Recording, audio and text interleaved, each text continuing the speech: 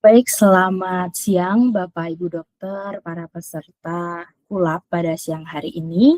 Salam sehat untuk kita semua.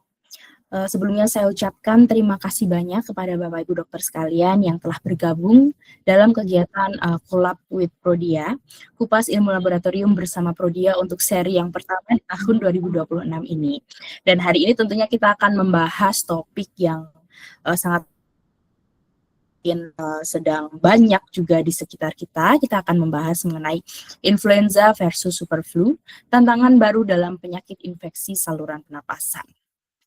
Sebelumnya perkenalkan, nama saya Risanggita dan pada kesempatan hari ini saya akan bertindak sebagai moderator. Untuk membahas topik yang sangat menarik pada siang hari ini, tentunya kita telah kedatangan salah satu pembicara yang luar biasa ya, yang ahli di bidangnya. Beliau adalah Profesor Dr. Tonang Dwi Ardianto, spesialis patologi klinik, subspesialis imunologi klinik, konsultan, PhD, Visqua, yang akan membantu kita berdiskusi pada siang hari ini, membantu kita mungkin lebih mendalami terkait dengan kasus influenza, khususnya mungkin nanti kita akan menyinggung juga terkait superflu yang saat ini mungkin beritanya banyak juga sedang naik gitu ya kasusnya terkait dengan superflu ini. Nah, maka dari itu mungkin tanpa menunggu berlama-lama lagi kita persilahkan kepada Profesor Tonang untuk menyampaikan materinya. Mungkin kita sapa lebih dahulu pembicara kita. Selamat siang, Prof. Tonang. Selamat siang. Selamat siang semua, salam sehat semua, Assalamualaikum warahmatullahi wabarakatuh. Waalaikumsalam. Terima kasih ya, Prof. Mungkin saat ini sedang Ya, jauh-jauh di Kupang, sudah bersedia saya untuk sedang di Kupang, tadi pagi saya sempat nengok Prodia, cuman katanya Mbak Novi baru acara Surabaya nggak salah ya, tadi katanya. Semoga sudah pulang sekarang gitu ya. Ikut di sini, kalau ikut di sini ya, berarti sudah ketahuan dari mana sekarang. Terima kasih. Baik, terima kasih Prof. Dipersilakan untuk menyampaikan materinya. Baik, saya sambil belajar ini Pak Google Meet ini moga-moga nggak dulu. Saya sudah nyoba, semoga sekarang nggak dulu. Iya, silakan Prof. Begini caranya, terus saya ubah lagi tadi ubah gimana? Change as window. Ya, sudah ya, sudah kelihatan ya. Sudah terlihat. Udah benar. Baik, Ya. baik. Saya diminta untuk membahas tentang superflu dan nanti sedikit kita akan kaitkan dengan apa yang Prodia bisa tawarkan menghadapi situasi saat ini kan sedang ramai. Walaupun mungkin sekarang sudah agak mereda, tapi sempat menjadi ramai kemarin di akhir Desember, di awal Januari kan tentang superflu ini. Nah, sebenarnya apa yang menjadi poin kita? Emang sebenarnya dari mana kita, di luar negeri pun juga sedang menjadi ramai waktu itu dengan suatu judul besar seperti ini. Ya, ini menggambarkan situasi yang mungkin juga menggambarkan kondisi kita, yaitu apakah ini betul suatu superflu atau sebetulnya sama dengan flu yang sudah sering kita alami gitu ya. Nah, itu adalah bagaimana subclit K yang sekarang jadi tren itu menyebar. Ada suatu strain baru di influenza A H3N2 yang dikenal dengan nama subclit K ini ternyata menjadi penyebarannya luas dan sempat disebut sebagai superflu ya, possible superflu ya, diduga demikian. Nah, kita coba lihat ternyata di kenyataannya sebenarnya tidak seburuk yang digambarkan itu. Yang kita coba jelaskan. Nah, teman-teman, sahabat sekalian, ini adalah gambaran mudah dari suatu virus influenza. Virus influenza itu akan ditandai dengan suatu mudahnya adalah adanya hemagglutinins ini, ya, hemagglutinins dan neuramidase. Ini yang ada. Maka itu menjadi bagian dari pokok dari adanya virus influenza. Maka sebelumnya kita pernah mendengarkan bahwa ada virus influenza yang H1N1 mungkin pernah berapa pernah H5N1 juga pernah, gitu. H2N8 pernah, beberapa lah. Itu semua adalah karena perpaduan dari hemagglutinins ini dan neuraminidase yang urutan yang tipe nomor berapa dia menentukan ke sana. Ya, begitu ini ceritanya. Nah, ini sekarang tentu teman-teman yang langsung teringat, ini secara perambutan kok mirip banget dengan virus COVID gitu ya. Ya, sebetulnya memang antara virus influenza dan virus COVID itu memang bukan dalam satu keluarga yang sama, tapi ibaratnya itu mudahnya ya sesepupu lah, begitu. Artinya dalam cabang berbeda, itu masih dalam satu kelompok besar, cuman cabangnya berbeda ya dengan virus yang menyebabkan virus corona itu ya, coronavirus yang untuk COVID itu ya. Dia adalah ortomyxovirus, ini ada dia di influenza. Begitu. Nah, selama ini kita sudah sering dan memang rutin mengalami situasi di mana ada persebaran dari virus influenza yang kalau dalam bahasa orang-orang yang daerahnya memiliki 4 musim, ya 4 musim, yaitu ada musim dingin, ada musim semi, musim panas, dan musim gugur begitu ya. Maka mereka mengenal sebagai suatu influenza musiman atau seasonal influenza. Nah, aslinya influenza itu ada 3. Ada virus influenza ada 3. Ada A, B, dan C. Yang C jarang dibahas karena sejauh ini, ya sampai saat ini, C itu tidak banyak menimbulkan masalah, sehingga jarang dibahas. Yang sering dibahas adalah A sama B. Ya. Yang B juga cenderung walaupun sempat menimbulkan suatu kondisi perhatian, tapi juga kemudian tidak banyak lagi timbul. Maka B juga jarang dibahas akhirnya. Nah, yang sekarang banyak dibahas adalah yang A, yang A ini. Nah, yang A ini yang kemudian menyebar dan karena tadi ada H sama N maka variatif. Ada H1N1, ada H3N2, ada H5N1 yang kita pernah dengar kan ya. Nanti beberapa kan ada flu burung, flu babi, apa-apa adalah menunjukkan pada serotipe yang mana dari virus influenza A ini. Gitu ya. Penamaan H1N berapa sebenarnya tidak lantas menggambarkan bahwa oh kalau H ini sama H ini mesti ganas. Tidak begitu. Dia ya soal bagaimana menjelaskan jenis dari hemagglutinases sama neuraminidase tadi. Itu menyebabkan dia punya kode tertentu. Kadang-kadang kita juga mendengar ada penyebutan yang menambahkan misalkan tempat, misalkan ya, suatu tempat, misalkan Sydney, misalkan Sydney A H3N2, berarti ini adalah virus influenza tipe A, serotipenya H3N2 misalkan, yang ditemukan suratnya di Sydney. Misalkan ini contoh aja ya, ini contoh aja. Atau mungkin ketemu di negara mana, kota mana itu bisa juga dari contoh namanya. Ya, ini adalah yang kita kenal. Jadi ada mudahnya ada subtipenya ada H1N1, H3N2, tentu tidak hanya ini ya, ini contoh aja, ada yang H5N1 sekarang ada. Nah ini adalah clade-nya, clade itu adalah berarti grupnya. Dari tipe, ada subtipe, dan ada clade atau grupnya. Bagian dari H1N1 itu ada yang dikodekan dengan 68.1. Nah, kemudian 68.1 juga memiliki beberapa subclade-nya atau subgrupnya. Nah, ada juga yang misalkan 681A, misalkan begitu. Nah, di dalam konsep yang sekarang kita kenal sebagai tempat disposisi profil itu adalah yang ya subclade-nya itu di K, ya bukan yang A tapi K, begitu mudahnya. Jadi, ini adalah yang selama ini kita pernah mendengar dan pernah jadi masalah. Di H3N2 ini di sini belum muncul K. Ya karena memang K ini baru makanya kan. Nah, itu semula yang kita kenal adalah untuk H3N2 itu ini nama clade-nya dan ini subclade-nya seperti ini belum muncul K, begitu ya. Nah, agar kita punya suatu jejak sejarah yang jelas, ini ada contoh bahwa history of influenza pandemic. Kita pernah mengalami beberapa situasi di mana pandemi flu itu menjadi satu pandemi seperti kita kemarin mengalami pandemi COVID, semoga nggak pernah terulang ya. Maka tahun 1918 juga ada pandemi yang oleh karena virus influenza seperti Spanish flu atau istilahnya adalah H1N1. Nah, jadi H1N1 itu di tahun 1918 sampai 1919. Waktu itu 20-40% penduduk dunia itu kena infeksi ini, ya. Kemudian ada 675 ribu orang yang di Amerika saja begitu ya. Kalau di seluruh dunia hampir 50 juta katanya begitu. Pada waktu itu kan penduduk dunia belum banyak, maka ini kan menjadi hal yang sangat sangat sangat membuat perhatian betul karena jumlah yang meninggal itu melebihi korban perangnya dunia pertama. Itu begitu waktu itu yang menjadikan kami. Tahun 5758 ada lagi, yaitu butuh satu Asian flu, kodenya H2N2. H2N2, ya ini ada dimulai dari Cina, mulai identifikasi dan bergerak lagi sampai akhirnya memicu kematian juga pada sekitar 70 ribu orang yang di Amerika. Ya, di tahun 5758. Nah, 6869 baru muncul di Hong Kong flu yang merupakan strain dari H3N2. Waktu itu 68 ya, H3N2.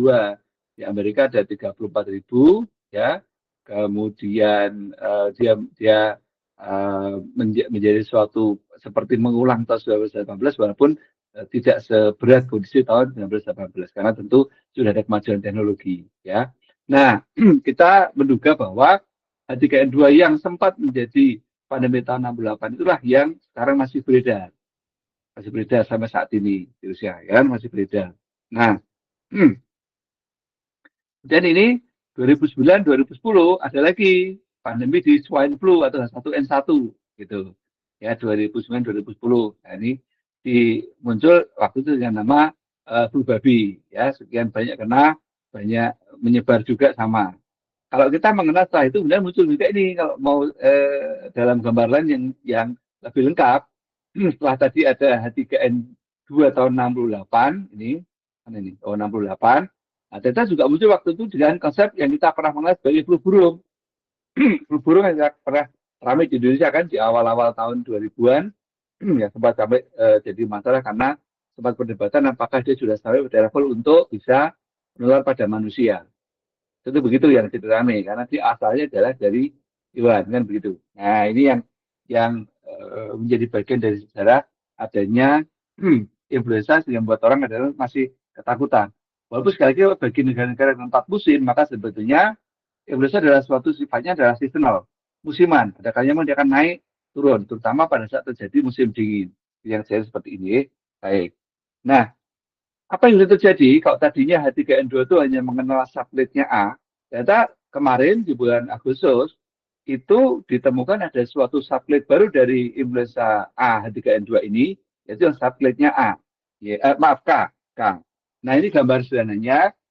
Kalau semula modelnya seperti ini, ya tentunya adalah penggambaran mudah. Sebetulnya kenyataannya nggak segini, cuma ini memudahkan kita membayangkan. Jadi kalau satu ujung ini diambil, nah, seperti ini wujudnya.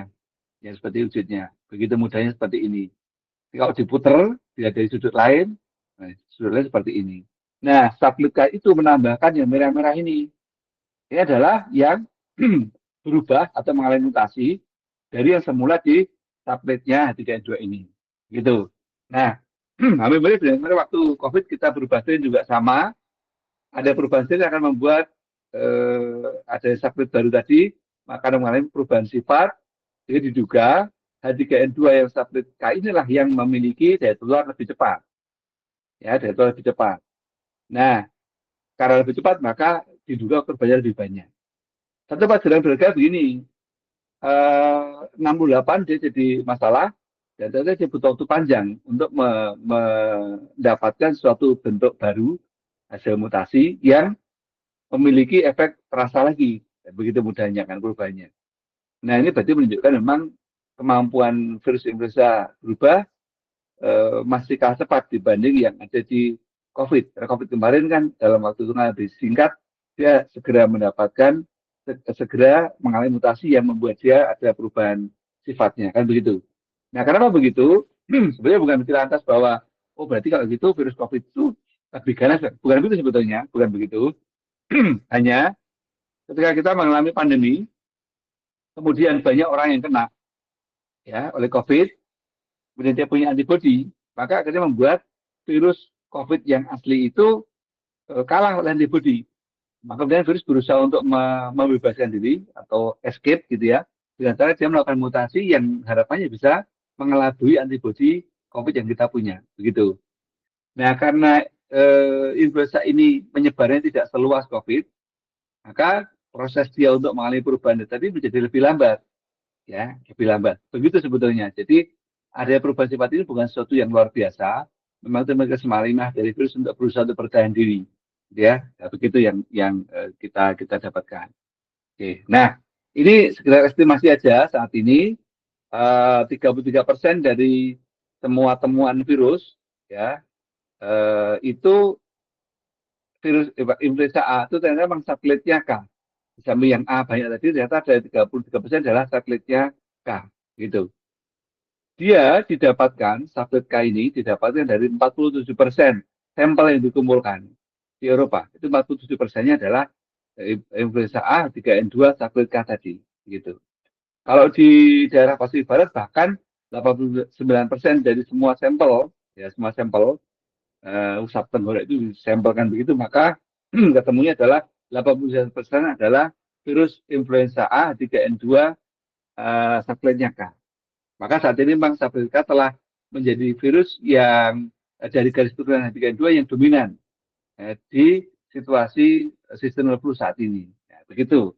Jadi sekali lagi ini bukan berarti virus baru, hanya ada virus A, virus influenza tipe A dengan subtipenya ada di H3N2 gitu ya, yang dimana mengalami perubahan sehingga subclade-nya muncul baru itu subclade kain tadi, begitu.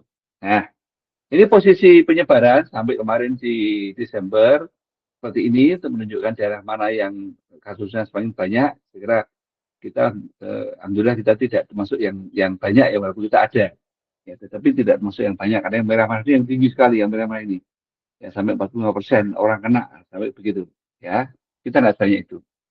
Ini adalah pertambahan kasus dari influenza yang positif hasil pemeriksaannya di CDC Amerika selama kemarin musim di 2025 akhir sampai 2026 awal. Ya. Yang hijau ini ya itu adalah yang hasilnya negatif. Yang A ini yang hasilnya positif. Ya, di sini yang garis hitam adalah menunjukkan persentase positifnya. Ya, jadi yang dites itu positifnya tinggi, walaupun tidak lagi yang putus-putus ini, maka yang positif flu A itu yang di atas, flu B yang bawah. Ya, memang sebetulnya dua-duanya meningkat, B juga meningkat, A juga meningkat, tapi A lebih dominan meningkatnya. Ya, virus influenza tipe A lebih dominan meningkatnya. Nah, tetapi sudah mulai ada penurunan. Ini adalah posisi tahun 2025, minggu ke-50, lalu berarti adalah sudah mulai turun ketika masuk di 2025 di minggu 52. Jadi akhir tahun sudah mulai turun di sana. Di Amerika pun sudah mulai turun. Ya, posisi seperti ini posisinya. Nah, ini menunjukkan hasil dari proses identifikasi. Artinya masuknya di virus apa jenisnya begitu. Ya, memang kemudian terbukti bahwa H3N2 itu cukup dominan. Yang merah-merah ini kan H3N2 ya, cukup dominan. Mewarnai tadi hampir 50% tadi semua adalah dari virus yang jenis subtipenya H3N2 tadi. Ya ini. Sekali lagi pada saat sudah masuk di minggu terakhir tahun 2025 sebenarnya sudah mulai turun. Sudah jadi proses dia sudah melewati puncak dan dia turun. Itu sudah turun saat itu. Oke. Oke. Ini gambaran lagi dari berapa banyak pasien yang datang di rawat jalan oleh karena gangguan infeksi saluran nafas. Memang betul bahwa pada minggu ke-50 misalnya itu sangat tinggi, ya. Walaupun sebelumnya juga ada model yang sama tinggi, tapi minimal memang ini yang cukup banyak mendekati semua yang melaporkan karena ini terawal, gitu ya. Ini agak lambat, dan sekarang ini yang kita sepakati. Begitu ceritanya ya, tentang bagaimana menilai kalau ini ada seorang pasien datang di rawat jalan, maka dilakukan tes, ketemunya seperti ini, ya, ketemu jenis virusnya seperti ini. Oke, baik. Nah, agar kita tidak terjebak juga, sebetulnya ini bukan sesuatu yang luar biasa sekali sih, enggak. Karena sudah setiap tahun pun juga terjadi perubahan yang lebih mirip, ya setiap tahun. Oke, ini di tahun-tahun 2023 di minggu ke-40, katanya naik dia turun.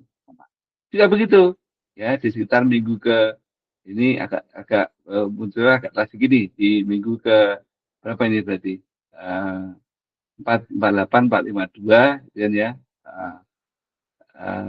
5 jadi dia mulai trennya juga sama, dia naik terus dia turun. Dan juga kemarin ya di akhir tahun juga begitu, dia naik kemudian dia mulai turun. Walaupun kita sadari bahwa kenaikan itu dari tahun ke tahun memang ada satu proses peningkatan, ya peningkatan tapi mohon nanti dapat bahwa berarti memang ini memang musiman betul. Kalau musimnya tinggi, tidak musim ya dia akan turun jumlahnya, gitu.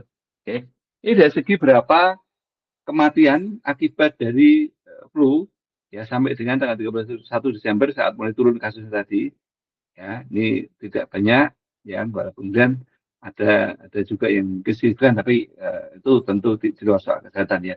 Tapi intinya memang ini di sana ada siklus untuk terjadi suatu kegelisahan. Tadi kan bahwa flu akan meningkat di pergantian tahun begitu ya. Dan yang meninggal pun juga berkaitan juga sama bahwa dia akan mengalami masalah oleh karena flu yang sifatnya musiman tadi.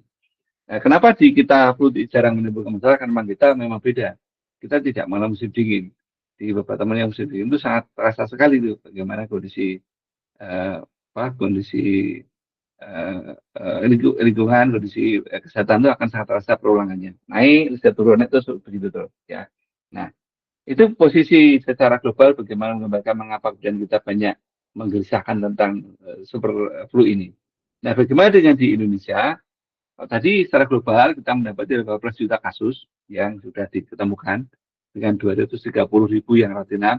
Kalau di Indonesia ternyata ada 74 dan 10 rawat inap dan satu orang yang meninggal, tapi sangat mungkin memang ini masalahnya dengan soal uh, apa uh, uh, apa ya cara kita menerjemahkan saja ya. Nah, jadi misalkan ini kan ada beberapa juta kasus sana, kita 10 tentu tidak mengatakan bahwa berarti 10 itu aman ya, bukan gitu, tapi memang kita tahu bahwa posisi kita masih seperti ini, dan nanti kalau kita bisa menunjukkan bukti, biasanya berikan maka kita tidak perlu berdebat soal aman. Benarkah 74, benarkah 10, kan tidak mudah seperti itu ya.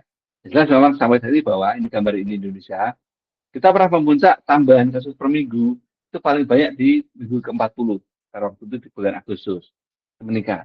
Setelah itu kemudian turun terus, ya akhirnya sekarang ini posisinya sebetulnya menurun dalam temuan dari kasus yang disampaikan, maaf, kasus yang dibahas ini ya tentang flu yang sekarang ini dengan tentang flu sekarang ini di global maupun di Indonesia. Seperti itu kondisinya ya kita. Nah, khusus tentang satu kematian pasien kemarin di suatu rumah sakit memang ditelaah langsung dengan tim itu kita mendapati memang ini persoalannya memang di soal lingkungan ya. Jadi ya lingkungan kita memang kalau di Amerika musim dingin maka flu akan sangat berkembang. Di kita sebenarnya juga ada pengembang teman, alhamdulillah perkembangan tidak sampai sebuah yang di sana. Gitu. Oke.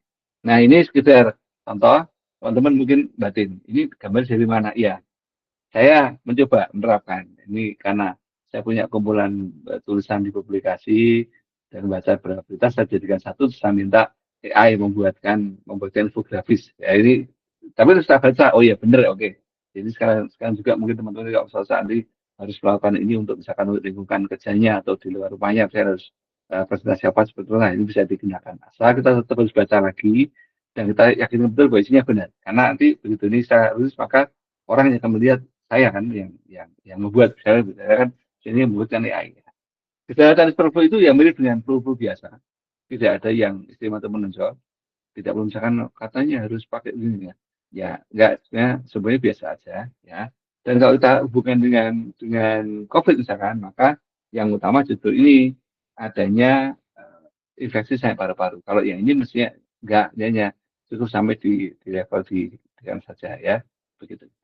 Kalau kita sorry, sampai di level dokter biasa aja, misalnya tidak harus sampai ke mana gitu. Bahkan kadang dengan upaya sendiri pun swadaya pun kita bisa mengatasi masalah, karena memang sebenarnya gejalanya yang mirip-mirip dengan flu biasa lainnya, bukan bukan terus punya gejala istimewa khas apa, ya tidak demikian. Dibandingkan COVID memang terjadinya masalah pada saluran nafas itu lebih kecil pada influenza ini. Kalau di saluran nafas, di COVID memang cenderung ada risiko ke arah saluran nafas. Jadi di COVID yang di super flu yang kita sebut saat ini tidak demikian. Demikian. Nah ini soal aktivitas vaksin yang juga menjadi pertanyaan besar. Di laporan di Inggris mengatakan bahwa pada anak-anak itu 70-75%, kalau yang dewasa memang lebih rendah 30-40%. Itu sebagai suatu bentuk aktivitas dari vaksin yang kita berikan. Ya, ini sebagai sedikit bahan kita, kok ternyata tidak ada vaksin yang memiliki kemampuan tinggi banget ya. Ya memang vaksin influenza itu tidak mau tinggi banget karena dia satu musuhnya memang banyak. Maksudnya virusnya banyak, ya. Tiba-tiba banyak sehingga kita tidak mudah membuat satu vaksin yang langsung bisa untuk semuanya, gitu ya. Ya, dan yang juga kita sadari memang bahwa kita memang belum mendapatkan suatu vaksin influenza yang benar-benar kuat. Ya karena memang sifat virusnya itu sangat fragile untuk kita olah. Begitu pun sekali lagi kita tetap harus menjaga betul ya lingkungan kita untuk bersih dari risiko ini, maka misalkan kita ditanya apakah kita lebih mana nih antara vaksin, tentu saya akan katakan lebih baik divaksin. Ini akan mencegah terjadinya pertumbuhan ke arah yang apa eh, em, eh, apa istilahnya ya, merugikan lah ya, karena walaupun hanya 75% efikasi tetap lebih baik daripada kita tidak memberikan sama sekali. Ini akan mencegah dari suatu kondisi yang memburuk yang tidak diharapkan. Ya. Nah ini langsung sedikit tentang bagaimana modalitas terapi terhadap influenza A H3N2. Ada yang metode tradisional tadi juga ya, misalkan jadi kultur atau harus dengan apa gitu. Nah, sebenarnya tidak cukup risiko. Oke. Kemudian yang bekerja juga ini model susun secara kalimat yang pas gitu ya bahasanya ya. Ya, karena metode tradisional misalkan, ya, tentu sangat tidak nyaman karena membutuhkan banyak resources, banyak waktu, dan kemudian bergerak ke serological test.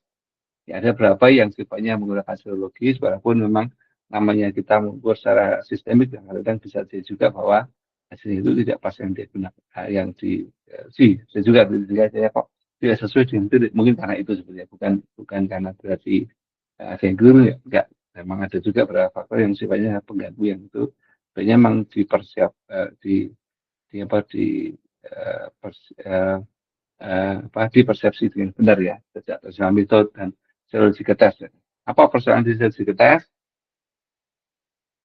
Ada variabel antar laboratorium yang kadang tidak jadi masalah bagi kita, tapi baru jadi masalah buat pasien karena kami kok beda. Dan dengan surgical test juga kita bisa mengetahui bagaimana variasi antar laboratorium, dan juga bisa melihat seberapa kita sepakati itu adalah menunjukkan kita mampu untuk ya. Nah, yang nucleic acid based test itu adalah yang menggunakan seperti kita menggunakan PCM atau TCM, ya.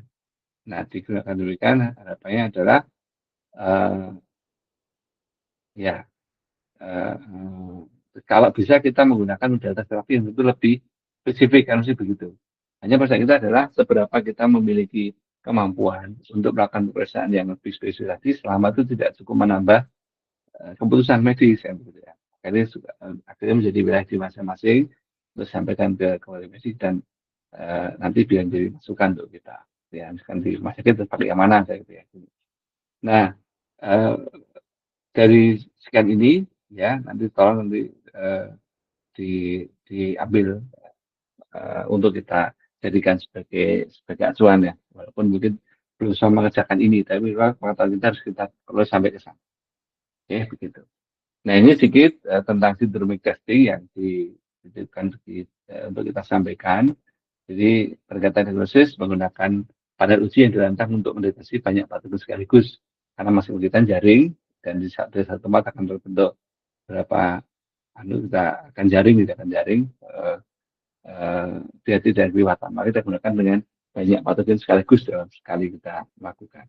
Ada yang invasi saluran nafas, ada yang invasi saluran darah, dan invasi menular seksual. Saya akan bahas yang pertama dulu, yang 2 3 bukan 3. Di Abul Falen ada, tapi saya tidak akan jelaskan dulu ya. Tapi yang soal perawatan itu sudah judul kita kali ini. Nah, bagaimana sih kita mendeteksi? Kalau pakai kultur itu risiko. Risikonya kita memang ini standar sangat bagus, tapi risikonya ya, kita mengikat uh, yang apa ya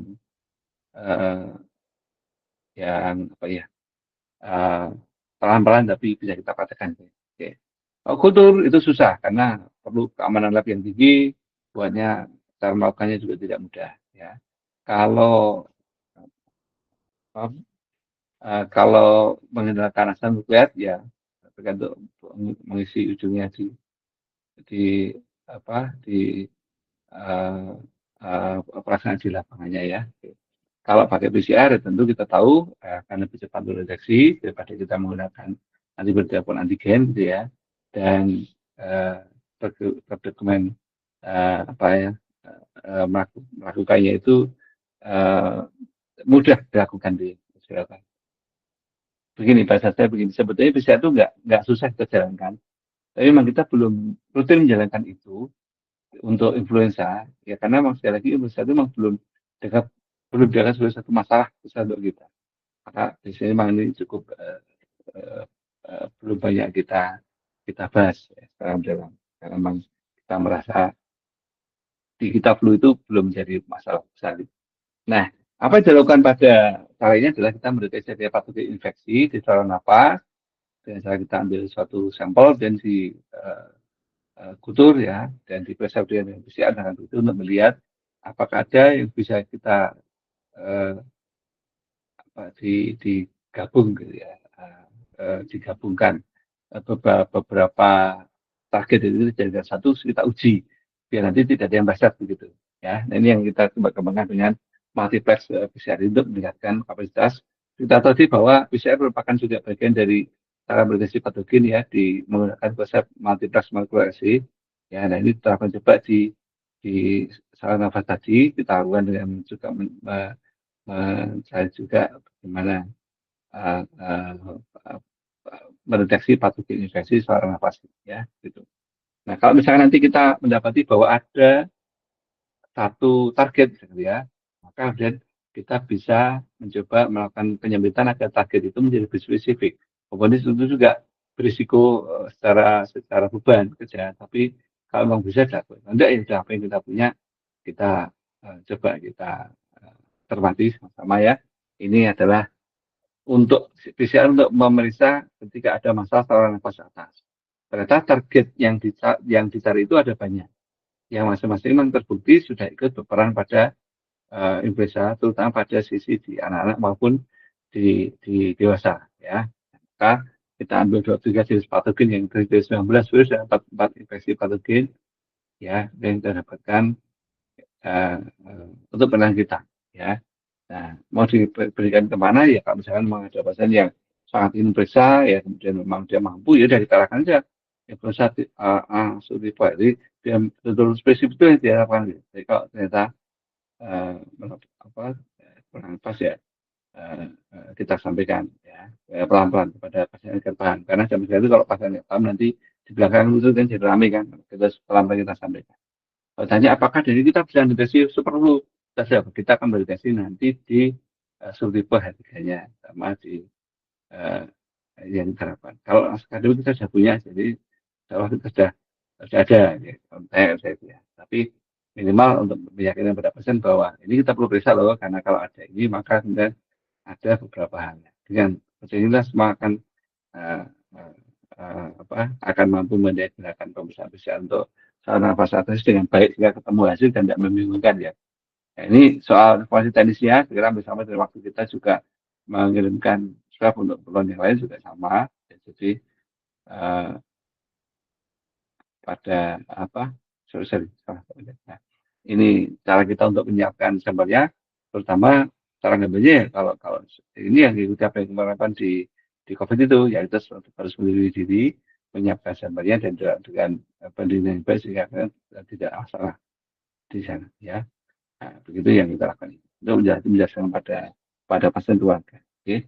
Jadi ini sebagai contoh saja hasilnya ketemu bahwa dia ada kena influenza A ya dicoba dengan H1 H9 tidak muncul H1H3 juga nggak muncul lah ternyata mungkin ini diduga memang ya bisa juga dia karena influenza A tapi betul juga dia jenis yang tadi apa jadi ini kan ketemu kan di influenza A. Walaupun kita belum tahu influenza A ini apakah betul yang subletnya itu kalau mau subletnya kita harus lakukan dengan influenza A dulu. Tapi kan bagi kita sebenarnya nggak sampai ke sana. Yang penting dia influenza A kita obati sembuh ya. Ya sudah tidak sampai ke jauh-jauh kita bikinnya.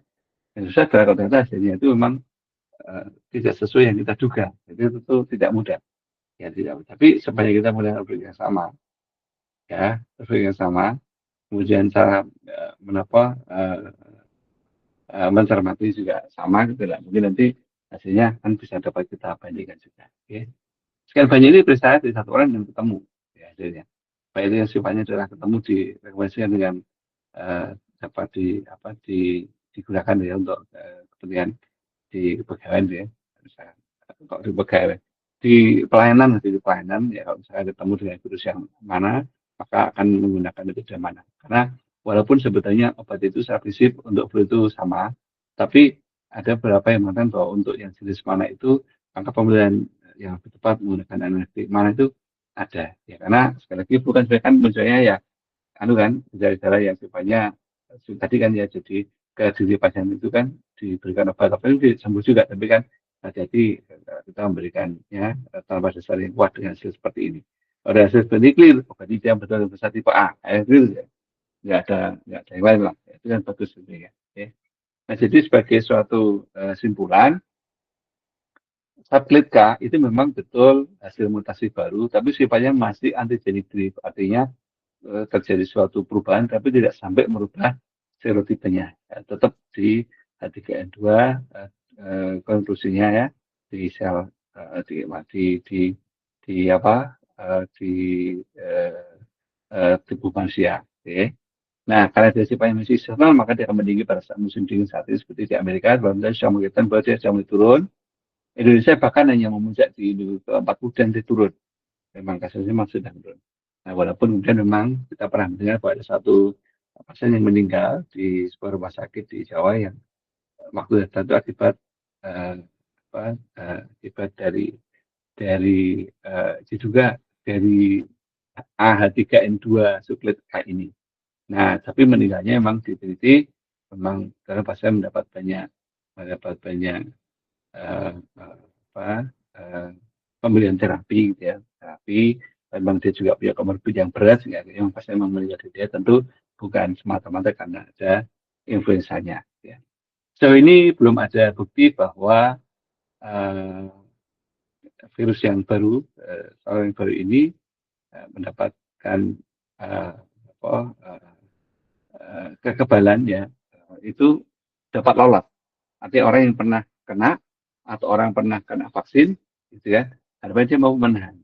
Nah, diduga maaf sampai saat ini belum ada kesimpulan dan masih menduga bahwa dia memang betul-betul dia tidak menimbulkan suatu kondisi yang mampu menerobos antibodi kita, tidak begitu sebetulnya. Nah, vaksin saat ini kita gunakan untuk meredakan supaya gejala yang timbul antara pemerintah dan vaksin itu tidak menimbulkan tidak menurun efektivitasnya hanya karena adanya sebaran virus subclade baru ini. Ya, demikian ini. Estimasinya ada di 30-60%, walaupun tadi sudah di dalam tadi ada yang lebih rinci, yang pada anak-anak agak lebih tinggi sampai 70%, tapi kalau yang dewasa memang di 50% bahkan dari 40% efektivitasnya. Nah, orang yang kira kok hanya segitu ya, memang tadi karena sudah terus jenis virusnya itu banyak, jadi kita susah untuk mendapatkan satu bentuk yang murni untuk jenis apa itu yang tidak mudah, tapi minimal vaksin masih dapat kita gunakan untuk saat ini ya, begitu. Jadi simulasinya adalah itu seperti itu bahwa betul ada 3 dengan genetic clade yang baru yaitu yang K tadi, tapi belum ada suatu indikasi bahwa hal tersebut menjadi yang penting untuk mempelajari bagaimana virus ini telah menimbulkan masalah pada kesehatan masyarakat kita. Oke, demikian gambaran tentang super flu saat ini. Jika nanti ada yang mengatakan ada satu orang meninggal di Bandung karena memang ini komorbidnya banyak, ya tentu sifatnya adalah adanya gangguan kesehatan ini akan memperburuk daya tahan tubuhnya sehingga akhirnya dia sudah kena flu kan. Nah, jadi persoalan kemudian memang ada sesuatu yang tidak bisa kita memang mengarahkan kepada kita untuk bersikap terhadap flu ini. Begitu, monggo saya tutupnya gimana? Baik. Caranya close berarti di close biasa ini sudah tertutup, Prof. Sudah, oh sudah. Oke. Monggo silahkan. Terima kasih banyak Prof. atas pemaparannya ya. Jadi hari ini kita mendapatkan kata kunci bahwa subclade K dari influenza A tadi memang merupakan mutasi baru ya, tetapi saat ini tidak sampai mengubah serotipenya sehingga memang dengan pemeriksaan yang existing pun subclade K ini masih bisa terdeteksi dan dengan vaksin yang ada yang sudah existing saat ini pun masih punya efektivitas terhadap virus. Masih.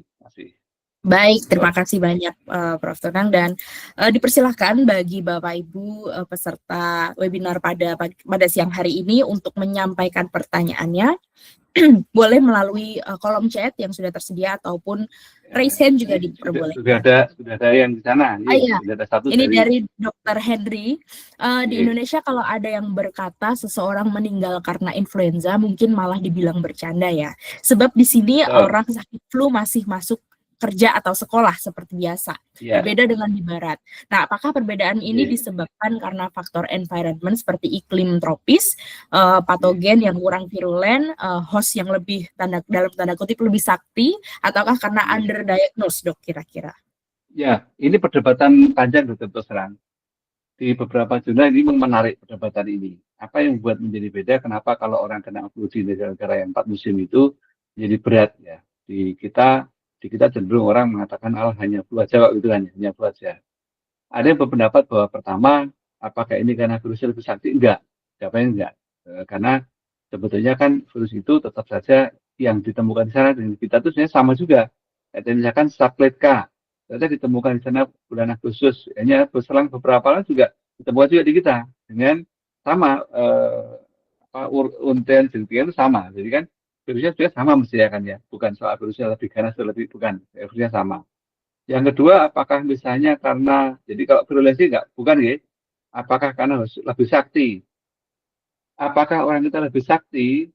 Ini juga tidak mudah jawab. Kalau kita misalkan berpraduga bahwa orang Indonesia itu sudah sering kena, dia punya antibodi, itu mungkin benar. Tapi kalau menyebut lebih sakti, sebenarnya enggak juga sih, enggak juga. Yang lebih mungkin memang faktor environment lebih mungkin. Iklim kita membuat bahwa virus influenza itu juga tidak mampu bertahan sekuat kalau yang di musim dingin. Kita di sini dengan musim panas, maka membuat virus itu seperti terhenti kemampuan untuk hidupnya kan dengan situasi ekstrim panasnya itu. Sehingga di kita itu memang influenza tidak menimbulkan masalah yang besar kecuali kalau memang pada orang tersebut sudah ada suatu comorbid. Maka dokter kalau pendapat saya bukan soal patogennya lebih kurang virulen, bukan patogennya sama, juga bukan karena harusnya lebih sakti, sebenarnya juga sama sih dia tetap sama-sama punya antibodi juga. Nah, di sana lingkungan. Nah, mengapa kalau sama-sama harusnya punya antibodi, sekarang juga antibodi ya sama ya, vaksinnya sama, tetap aja lebih karena memang ya paduan dari adanya paduan dari adanya tubuh kita yang sudah sering kena dan punya antibodi, ditambah dengan lingkungan kita yang cenderung panas, ya maka memang ini mengurangi daya hidup dari virus influenza. Saat ini demikian dok yang menjadi pegangan kita. Jadi semoga ini menjawab bahwa bukan karena virusnya beda atau lebih sakti, kita bukan demikian. Ya. Terima kasih dok. Baik, terima kasih Prof. Tonang atas jawabannya. Jadi sebetulnya ada keuntungan tersendiri ya dok dengan iklim yang kita tempati saat ini. Barangkali itu juga bisa membuat tidak separah di barat gitu ya dok ya dari saat ini itu yang dipakai. Memang kalau saat musim dingin memang di sana kan situasinya menjadi berat sekali ya sehingga influenza menjadi begitu bisa berakibat besar ya. Kita jarang sih Indonesia sampai berat jarang. Gitu. Terima kasih Dok Hendri. Terima kasih Dokter Henry, mudah-mudahan terjawab. Tadi juga saya ingat dari presentasi Prof. Tonang juga bahwa kalau di barat sendiri kan bahkan musiman ya, ketika mungkin masuk dingin itu. Kita sebetulnya juga musim sebetulnya di kita itu kalau di akhir musim penghujan menjelang musim kemarau itu flu-nya juga meningkat sebetulnya. Atau ketika dari musim kemarau mau menuju musim hujan, juga meningkat sebetulnya. Hanya sekali lagi tadi itu karena di kita jarang ya influenza sampai menimbulkan masalah besar jarang, maka orang cenderung untuk ya sudah. Nah, jika sudah inilah yang sempat juga mencudukan, kita sering kena influenza, tapi kita jarang berubah tuh jarang, sehingga akhirnya antibodi kita jadi kuat. Ada juga beberapa seperti itu. Sementara di banyak negara memang dengan pemberian vaksin rutin, maka terbentuknya antibodi itu dari vaksin yang banyak, bukan karena secara aktif dia sakit. Ini ada juga beberapa seperti ini. Jadi membuat akhirnya antibodi kita lebih tinggi. Tapi bukan berarti lebih sakti dalam arti antibodi kita itu beda dengan mereka. Saya enggak juga sih, cuman karena kita memiliki kadar antibodi lebih tinggi memang daripada di sana sehingga kita lebih mampu untuk menangkalnya. Lebih mampu untuk bukan menangkal, lebih mampu untuk mencegah dari terjadinya kondisi yang berat. Begitu. Oke, baik. Tapi mungkin saya jadi tertarik dengan tadi pertanyaan Dokter Hendri yang terakhir, apakah karena underdiagnosis? Mungkin barangkali di kita juga Iya, karena oh iya betul underdiagnosis. betul tadi ada betul betul dokter. Kita jarang terus terang Indonesia itu jarang sekali kita melakukan pemeriksaan lengkap ya influenza. Contoh tadi sejak Agustus 2005 sampai 2025 maksud saya sampai ke Desember itu kan sampai saat ini yang sudah pernah dicoba sampel itu hanya 74 di Indonesia itu. 74 sampel yang dicoba ya. Dan ditemukan karena yang sakit 62 orang tadi kan. Jadi memang kecil. Di Amerika yang dicek sampai ratusan ribu bahkan jutaan yang diperiksa. Ya, memang ketahuan jadi banyak. Kita mungkin sebenarnya kalau dicek juga banyak yang kena sublet K ini, cuman memang tidak sampai masalah besar sehingga tidak sampai harus dideteksi. Kita bisa mendeteksi adanya surveillance ili itu karena memang ada yang bergejala dicek, baru ketahuan. Tapi kalau yang bergejalanya ringan atau apalagi tidak bergejala ya tentu lolos juga. Jadi kita nggak tahu sebenarnya berapa persen sebenarnya jumlah sublet K tempat kita. Hanya kalau dari segi yang kita peroleh dari uji terhadap laporan pasien yang mengalami flu dengan gejala yang signifikan itu, maka sekarang sudah ada virus H3N2 yang sublet K 74. Terus tadi sempat meninggi itu di bulan Oktober, ya minggu ke-40 sempat bertahan tinggi sebentar, kemudian minggu ke-42 sudah mulai turun terus sehingga bahkan 3 hari yang lalu disebutkan oleh Kemenkes bahwa sudah beberapa hari tidak ada laporan kasus baru dari flu ini. Kata ceritanya. Monggo silakan. Baik, jadi memang untuk saat ini sudah mulai semakin turun ya, Prof, untuk Iya, jumlah betul. kasusnya sendiri. Oke, baik. Ya, Tapi meskipun tadi apa namanya, mungkin secara angka barangkali influenza itu memang lebih banyak ditemukan ya. di barat dan Tapi gini, lebih jarang, ini akan menarik tetapi ya. pemeriksaan tetap relevan ya dok ya untuk Ya, begini, memang pemeriksaan kita harus influenza ini. akui bahwa faktor lingkungan yang kita punya itu oke mungkin masih sama, tapi faktor manusia yang berbeda. Bahwa kita dianggap ya mungkin kalau mau sebut lebih sakti apa ya, tapi saya nggak enak menyebut lebih sakti, tapi nanti antibodi kita tuh tinggi selama ini karena kita dapat paparan. Nah di generasi-generasi yang sekarang agak menjelang ke sini ini maka paparan itu semakin berkurang sehingga antibodi pada generasi-generasi yang sekarang ini lebih rendah daripada yang generasi-generasi awal. Karena cenderung yang baru-baru ini kan sudah lebih dalam situasi hidup yang lebih bersih, ya lebih terjaga sehingga antibodinya tidak setinggi yang sebelumnya. Sehingga terjadi satu namanya semacam general weakness of immunity, artinya populasi kita, masyarakat kita itu memiliki antibodi yang datanya menurun dibanding sebelumnya sehingga lebih berisiko ketika nanti kita kena suatu infeksi. Maka betul tadi, walaupun sejauh ini belum didapatkan tanda signifikan bahwa sublet K ini menjadi strain baru yang luar biasa, tetapi tetap saja memang kita tetap perlu periksa. Justru agar nanti kita bisa membantu bahwa memang ada tidak sih sublet K ini. Ya, dengan kita periksa maka kita mendapat keuntungan untuk kita sendiri, tapi juga mendapatkan keuntungan juga untuk data bagi pemerintah. Katen, terima kasih. Baik, ini informasi yang sangat menarik ya tentunya bahwa oh ternyata semakin ke sini orang-orang kita juga mungkin antibodinya Ya, lebih rendah harus dibandingkan yang zaman diakui. dahulu. Ya. Jadi Bahkan kan resiko juga begini, beberapa keluhan yang mungkin sahabat juga sering mendengar bahwa setelah kita melewati pandemi COVID itu orang sering mengeluh bahwa dulu kayaknya aku flu cuma sehari sembuh, sekarang flu sampai 3 hari baru sembuh kan juga itu. Bahkan ada yang cerita sampai 5 hari badan masih nggak enak, nggak gitu kan. Nah, ya jadi menunjukkan ada suatu penurunan daya tahan serum ya terhadap infeksi yang memang juga ya karena faktor juga karena ada perubahan faktor kita juga sih yang membuat memang antibodi kita tidak setinggi yang dulu. Ngaten, ya. Oke, baik. Terima kasih, Prof. Namun tadi kan juga sempat Prof. Tonang menyebut terkait dengan komorbid ya. Kalau dulu kan waktu COVID sangat diwanti-wanti tuh orang yang Oh punya pasti. komorbid Oh, oke. risikonya tinggi sekali. Ini sebetulnya sama saja ya, Prof ya dengan Sama influenza. saja, betul sama. Ya gambarnya kan kita seperti pernah saya gambarkan di media sosial kan seperti kita punya kayunya kalau sudah kayunya itu sudah mengalami masalah besar karena dia komorbid sehingga seperti dilumuri minyak itu kan ya. Nah, nanti begitu kena sedikit saja infeksi seperti satu titik api kan dia cepat menyebar kan gitu ya. Sehingga posisinya memang apakah berarti seperti kasus di Bandung gitu ya. berarti itu dianggap meninggalnya karena influenza. Ya bahasa lebih dapat terimanya adalah memang ada suatu komorbid ya ditambah dengan infeksi sehingga akhirnya menjadi berat dan meninggalkan begitu. Nah, waktu COVID dulu kita sempat ribut kan, apakah ini meninggal karena COVID? Katanya kan nggak mau karena COVID nanti tambah banyak kan ya. Ya sebenarnya dalam hal ini saya akan mengatakan sih ya kasus yang satu yang meninggal di Bandung itu tentu ada faktor juga dari influenzanya, tapi tentu bukan influenzanya yang menjadi sebab utama untuk sampai meninggal, tapi influenza tetap berperan dalam terjadinya perburukan tersebut. Demikian. Oke, baik. Terima kasih Prof. Tonang. Baik, silakan kepada Di, Bapak Ibu dokter. Jika ada yang masih mau ditanyakan, kita masih punya waktu untuk bertanya. di kita itu ada yang nggak ada yang melayani apa vaksinasi itu ada nggak yang melayani Ada. vaksinasi influenza? Jadi ada Prof, karena sekarang Ada ya? lebih dari 80 cabangnya Prode itu sudah berizin klinik sehingga Nah, dokter-dokternya bisa iya melayani. betul betul. Betul, saya kira itu juga perlu kita menapa jadikan satu nilai tambah bahwa kita tidak hanya meriksa, tapi kita juga sambil memberikan vaksinnya, gitu kan ya. Jadi lebih komplit Betul, betul, kelihatannya. betul, Dok.